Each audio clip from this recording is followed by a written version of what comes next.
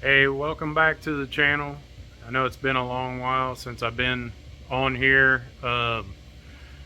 We've been having a few issues with the car. I thought we had them squared away, and we had a little incident um, in the last video where we busted some push rods and broke an adjuster off a rocker arm, and ended up having to find another set, which I was lucky enough to do that and get that taken care of. Got the car all back together, drove it around a couple times. It was running really good after the cam swap, um, and we were going to take it to the track here this past weekend.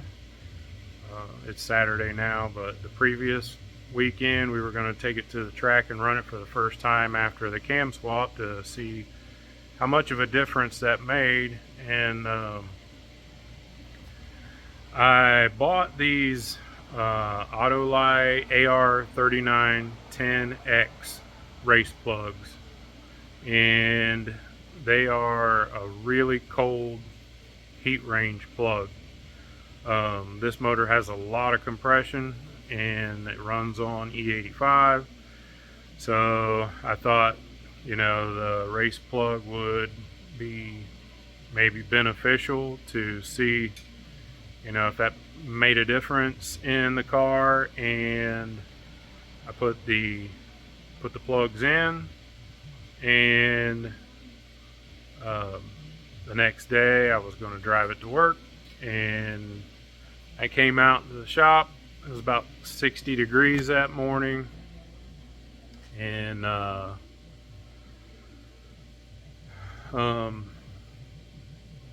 those plugs, now that I know, I had the same plugs in it the previous time when it busted the push rods and broke the adjuster off the rocker arm. At that time, I assumed that it was parts fatigue or failure, and chalked it up to that, and bought a brand new set of Smith Brothers push rods, as everybody probably that watched already knows, and then swapped the cam out at the same time for a little bit smaller camshaft, put the different rocker arms on, and unbeknownst to me, that it never was a parts fatigue problem. It was always that set of spark plugs. So when the carnage happened the first time, I put the plugs in, and you crank it, and you have to keep feeding fuel to it before it lights off. And because the plugs were so cold, it wouldn't run, and it wouldn't stay running unless you were feathering the gas or trying to hold it at 2,000 RPM until it gets some temperature in the motor, in the water. And this time was literally no different. So I put the plugs in. Like I said, unbeknownst to me that this was the issue, but I put the plugs in because we were going to race it, and then I came out to start it, pumped the gas pedal 4 or 5 times, hit the starter button, and this car, I hit the starter button, and then as the engine is whirling over, turn the ignition switch on, and it lights off right away, usually every time, with the NGK plugs. Now, these AR3910X plugs, that didn't happen.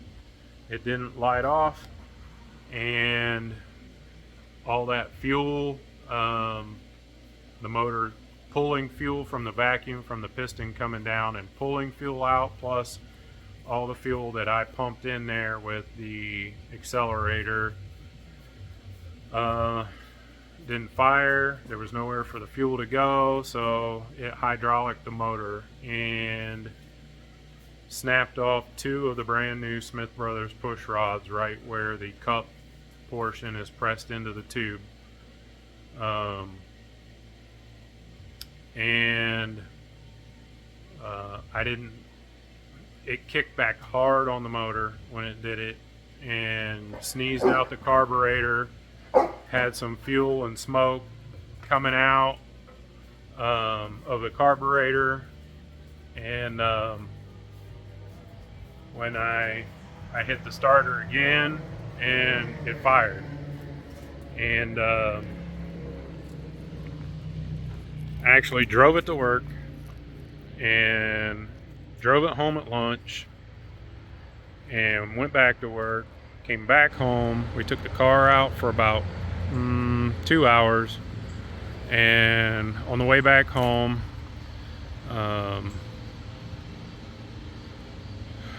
my better half says, "This, it sounds like it's knocking." Of course, she was on the passenger side, which happened to be the side that the push rods were busted on. And I was on the driver's side, and I could not audibly hear it, but she could hear it on her side. So I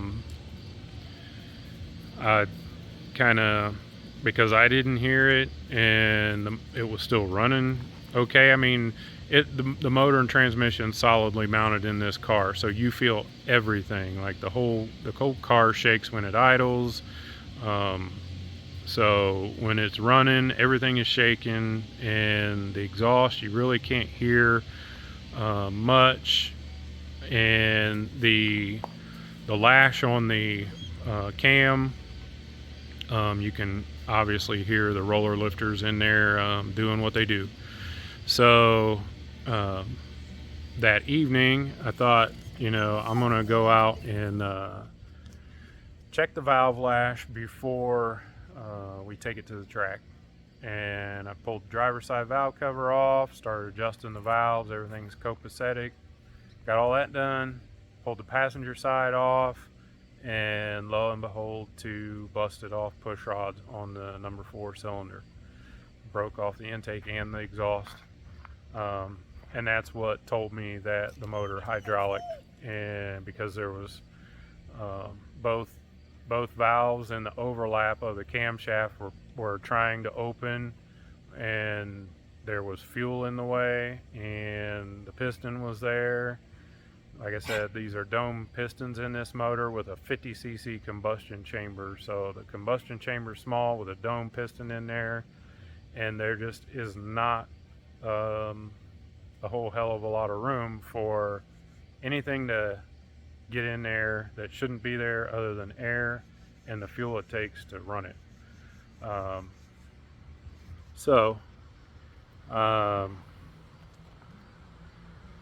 In the inspection of the rocker arms, I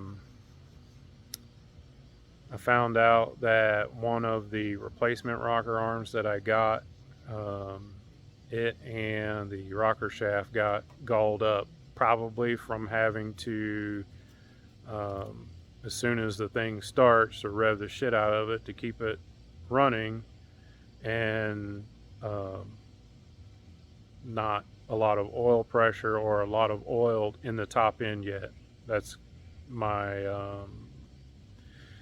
my number one guess here on that. So I'm going to order a new set of rocker shafts, and I still have the original rocker arms that were on it, and gonna put one of the original intake rocker arms on it to replace the galled up one on the inside, and new shafts. Might require a new adjuster, or just take one of the other ones that I have. The nut was a little tight on the adjuster stud, but probably take it apart and maybe swap another nut on there. It may have been cranked down too tight, deform the threads a little bit or something like that, but I never could really get it to adjust the way I wanted it to. So I'm gonna do that and put this thing back together, and drive it around a little bit and see what happens. Obviously, not putting those AR39 10X plugs back in this thing.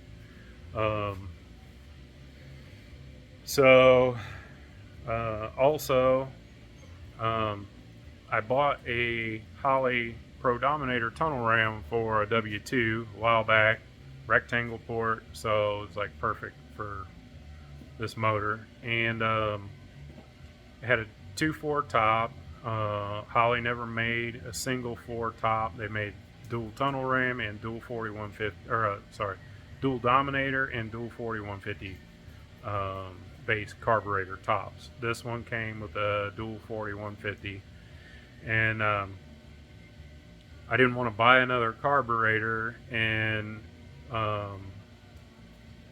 yeah, that's with breaking the other parts and stuff, it's not in the budget, but just itching like mad to run this Dominator intake on here to see what happens, to see if it's as good as everybody said they were. So I ended up getting a chunk of phenolic resin, you know, which is basically what they make carburetor spacers out of and things like that. And I got a big chunk of it for cheap at the Alro Metal Outlet in Cincinnati, Ohio. So this thing is like 2 foot long, 18 inches wide, and 2 inches thick. So it's a big chunk. And I come up with the idea, because I can't fabricate in aluminum here, I don't have the welding equipment and stuff to do that. I made a top for this Dominator tunnel ram out of the phenolic resin, and I'm gonna flip the camera around so you can. So that's it in all its glory. I made the top to accept a 4500 Dominator, and then it has the adapter on there. The ATM carburetor is capable of being bolted to a 4150 or a 4500 flange. The only problem is the throttle lever and everything is in the way when it's sitting right on the base there. So I just put this adapter on there and drop this down here and look right across the fender. You can see how high the carburetor sticks up. Basically the whole carburetor except for the back of the base plate is above the fender, but it fits under the hood scoop amazingly. There's about an inch and a half between the top of the carburetor here. There's about an inch and a half or so. So the vent tubes, there's probably enough to get my finger in between the hood and the vent tubes. So that's kind of cool, but may end up taking the hood off if it impedes the airflow going into the carburetor, and maybe make a plexiglass scoop for it. So yeah, that's the current situation on this here project. It's that top was an exorbitant amount of work, believe it or not. Hogging the inside of that thing out and then blending it all. So inside it's all hogged out to about right here, and then it kind of slopes down as it gets closer to the end, and on both ends, and that all had to be blended together. And you can see the top of it, I kind of fish scaled it, or whatever you want to call it, with the Marples drill bit I got for my drill press to remove a lot of the material that was on the inside of that that top. So now I just got the old intake off of it. I need to scrape some of the, well, I need to scrape all of the clear sealer off, which that clear sealer sealed up the intake great. When I originally put this motor together, I used black gasket maker. I would refrain from doing that ever again, because the intake was glued on there so good I could not get the intake off. The first time the push rods busted and I had to fish out the pieces from inside the motor. So when I put the intake back on, I'm going to use clear silicone, because the original gaskets that came with this motor, that's what they had on them, and now I know why. So with that being said, I'm going to order that set of rocker shafts. Hopefully we'll have them this week sometime, and get the rocker arm situation squared away. I have a whole bunch of well, here's an exhaust. This is one of the replacement exhausts here. So I have rocker arms. That's not a big deal. And that's the end of the push rod that snapped off. You can see how thick these are. 120 wall tubing, Smith Brothers push rods, and of course, hard to tell. I think they have to drill the ends to press the tip in. So the end of it is. There's the other one that broke off, and it just, luckily it was resting comfortably in the top of the head and it didn't fall in. And there we go. That's the end of the push rod that was just beating around in there, just not having fun. And there's the other one.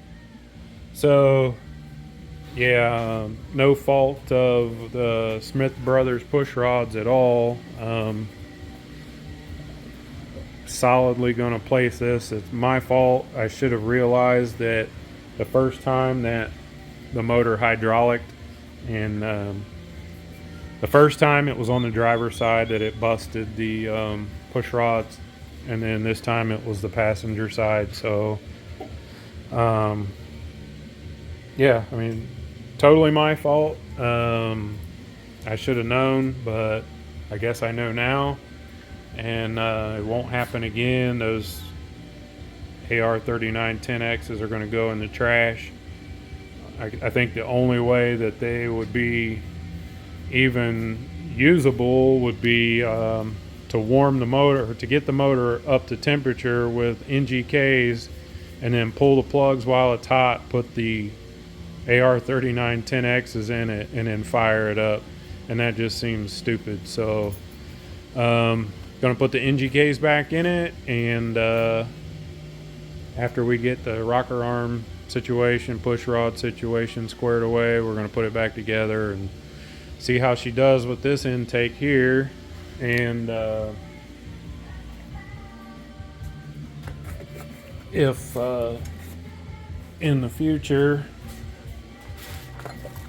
I have this Bill Mitchell Hardcore,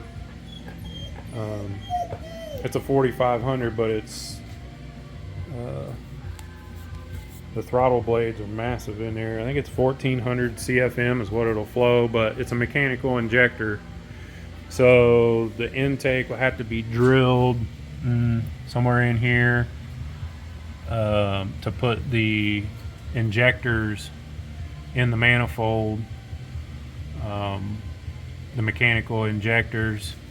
And I have a mechanical belt driven pump also, so that, I don't know if that'll happen in the future, or I'm really getting a hankering for, I've always been a big block guy ever since I was a kid. I'm getting a hankering to put a big block in this thing, and there's one right there, 65 model 383, that I could either turn into a 496 stroker or keep it small cubic inch and put a turbocharger on it, or two turbochargers on it, and a blow through carburetor. So that's up in the air, but you know, it might be happening sooner than later. And so this little 377 will be for sale if I 100% commit to the big block. The small block will be for sale and let somebody else enjoy the high RPM lifestyle. And I think either a stroker big block for a street car or a turbocharged small cubic inch big block in a street car is a lot more friendly for those types of activities. You don't have to turn them so many RPM. You can use a lower numerically sized gear in the rear end and use the torque of the stroker or the torque from the turbochargers to get the thing to move, which makes it more drivable. With 410s and 28-inch tires on it right now at 55, this thing turns 2850. So there's that too. I'm sure with a 355 gear in it or something like that, that it'll be much more cruisable. Maybe even if it was 400 RPM difference or 600 RPM would be even better. That would be awesome. Be a lot more cruisable. Be able to drive it further and all of that. So this engine will be sold just, with the tunnel ram as it's going to be in the car, the TTI headers, and the Victor W2, Victor Jr. Yeah, it's a Victor W2 intake that was originally on it. It'll all be sold together because there won't be any reason for me to keep it. So yeah, just a little update, and I'll update again hopefully as soon as I get some parts for this thing, and we'll start slapping it back together and get her fired back up. So everybody, thanks for watching. If you haven't already, like, subscribe, and share this video with all your Mopar buddies, and we'll see you on the next one. Bye.